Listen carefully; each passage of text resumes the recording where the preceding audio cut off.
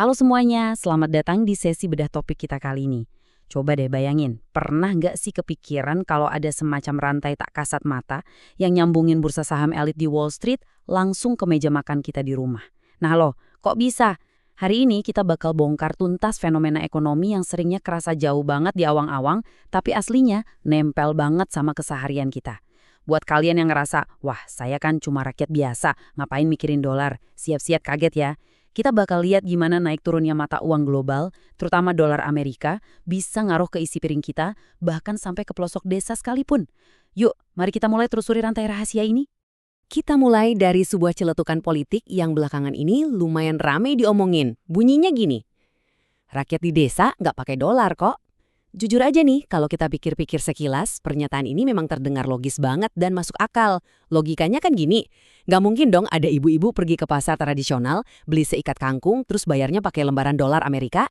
Atau ada anak kecil jajan di warung terus bilang, "Bu, beli permen, ini dolarnya ya?" Ya jelas nggak kejadian. Kalau kita lihat di ujungnya, di warung atau pasar desa, 100% transaksinya pasti murni pakai rupiah. Nggak ada yang salah dengan fakta itu. Tapi, sebagai masyarakat yang kritis, wajar dong kalau kita nanya lebih jauh. Kayak pertanyaan yang sering banget diajuin orang-orang ke para ekonom, apakah beneran sesederhana itu? Apakah cuma karena bayarnya pakai rupiah, berarti desa dan pasar tradisional itu kebal 100% dari amukan dolar AS? Nah, pertanyaan inilah yang jadi jantung pembahasan kita sekarang. Kita harus berani melihat sedikit lebih dalam, melampaui sekedar koin atau uang kertas apa yang pindah dari tangan pembeli ke penjual. Kenapa? Karena di era sekarang, ekonomi kita tuh ibarat jaring laba-laba raksasa. Semuanya saling terhubung erat. Penasaran kan gimana nyambungnya? Gini penjelasannya. Realita ekonomi kita itu ibarat koin dengan dua sisi. Di sisi lokal bener banget, semuanya serba rupiah. Kita beli tahu, tempe, atau sayur pakai uang merah atau biru kita. Tapi tunggu dulu, sebelum barang-barang itu sampai ke lapak pasar, ada proses panjang di belakang layar. Seringkali bahan baku mentahnya itu harus dibeli dari luar negeri. Nah, tebak pakai apa belinya? Betul sekali, pakai dolar Amerika. Jadi poin krusialnya di sini nih. Pas rupiah kita lagi lemas dan dolar lagi perkasa, modal yang harus disiapin sama para importir buat kulakan bahan mentah ini langsung bengkak drastis. Mereka butuh jauh lebih banyak rupiah cuma buat nebus jumlah barang yang sama. Kondisi dompet bengkak ini di dunia ekonomi punya istilah keren, imported inflation atau inflasi impor. Intinya sih harga barang-barang di dalam negeri kita ikutan naik, tapi bukan gara-gara orang pada kalah belanja, melainkan gara-gara ongkos buat ngedatengin barang dari luar negeri itu makin mahal. Efek rupiah yang lagi loyo. Gampangnya gini deh, rupiah yang melemah itu jatuhnya kayak pajak tak kasat mata buat belanjaan kita sehari-hari. Jadi biarpun ibu-ibu di pasar ngeluarinnya rupiah, nilai rupiah itu sendiri sebenarnya udah duluan kepotong sama kuatnya mata uang asing di rantai pasokan paling awal. Sekarang kalian mungkin mikir, paling yang diimpor cuma barang mewah kayak HP keluaran terbaru atau mesin-mesin pabrik. Eits, jangan salah. Coba kita pikir bareng-bareng. Barang kebutuhan sehari-hari apa sih yang sebenarnya kita impor? Mari kita turun dari obrolan teori ekonomi makro yang berat-berat tadi dan langsung mendarat di dapur serta meja makan kita sendiri. Kira-kira apa jawabannya? Siap-siap ya, kenyataannya mungkin bakal bikin kalian lumayan kaget. Coba perhatikan grafik yang satu ini. Ini adalah bukti seberapa besar ketergantungan perut kita sama kedelai impor. Bayangin, di tahun 2024 aja, kita ngimpor kedelai sampai 2,59 juta ton. Dan coba lihat proyeksi buat tahun 2025, bukannya turun, malah diprediksi naik jadi 2,72 juta ton. Gila kan? Kedelai ini bukan komoditas sembarangan buat orang Indonesia. Ini tuh bahan baku utamanya tahu dan tempe, lauk pauk paling merakyat kesukaan kita semua.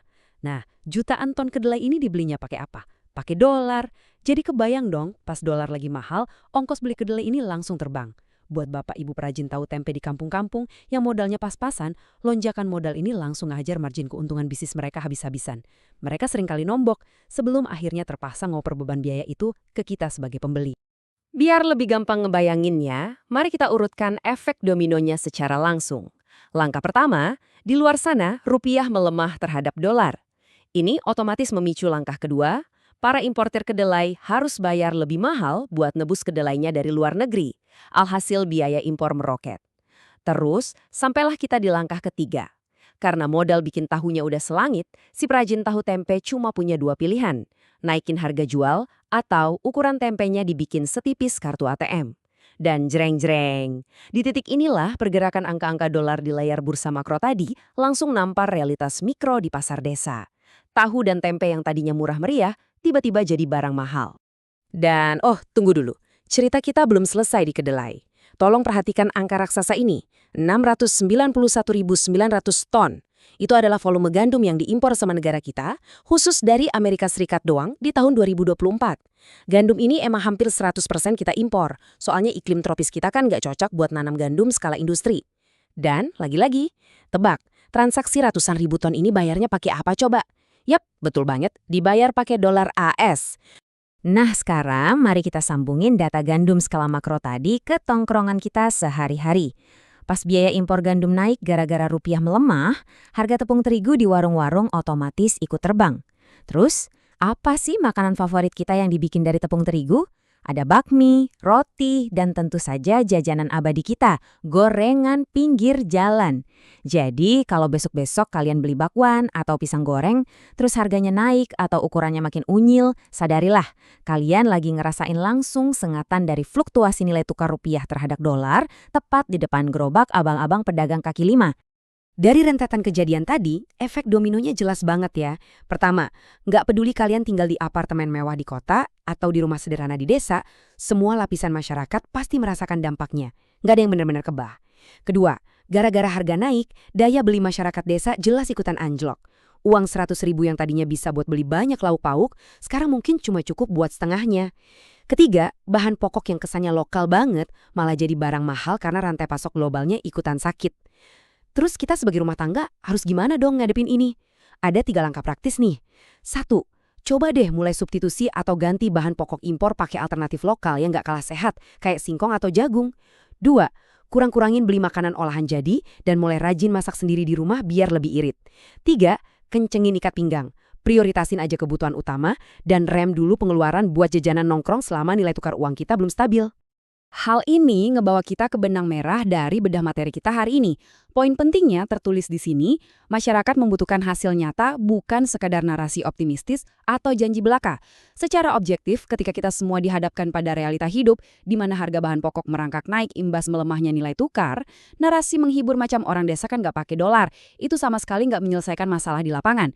Yang benar-benar dibutuhkan itu adalah langkah konkret. Kita butuh kebijakan ekonomi yang mampu menstabilkan nilai tukar mata uang supaya rantai pasok pangan dari hulu sampai ke meja makan kita bisa kembali terjaga harganya. Sebagai penutup, saya mau ninggalin satu pertanyaan provokatif nih buat kalian renungkan. Setelah kita bareng-bareng ngelihat rantai tak kasat mata yang nyambungin dolar Amerika langsung ke lauk makan siang kalian hari ini, pertanyaannya adalah, kira-kira gimana fluktuasi nilai tukar mata uang besok bakal ngacak-ngacak daya beli harian kalian selanjutnya? Jadi, lain kali kalau kalian lagi ngunyah tempe atau beli makanan berbahan tepung di pasar, kalian udah tahu persis ya petualangan global apa yang ada di balik harganya. Tetap kritis, terus asah keingintahuan kalian, dan sampai jumpa lagi di sesi bedah topik kita yang gak kalah seru berikutnya.